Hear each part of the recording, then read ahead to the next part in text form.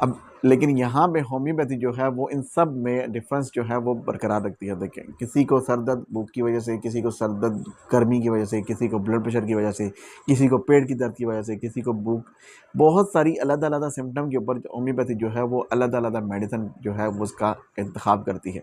ना कि सिर्फ एक ही मेडिसिन पे वो सबको अलामत जो है वो एक ही अलामत के ऊपर वो मेडिसिन जो है वो प्रिस्क्राइब कर दे, ऐसा नहीं है।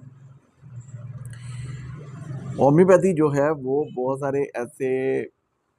उसमें अवामल हैं, ऐसे होम्योपैथी जो है ना वो बहुत सारी बीमारियों को बेहतरीन तरीके से उसको बखूबी ठीक कर सकती है। जहाँ दूसरे शोबा जात में देखिए एलोपैथी भी है, तिब भी है, आपके पास एक्यूपंक्चर भी है, आपके पास फिजियोथेरेपी भी है, आपके पास चाइनीज़ तरीका इलाज मुख्तलिफ और शोबा जात भी हैं, जहाँ आप जो है वो तरीका इलाज जब अपनाते हैं तो वो और कितना कितना अरसा आपको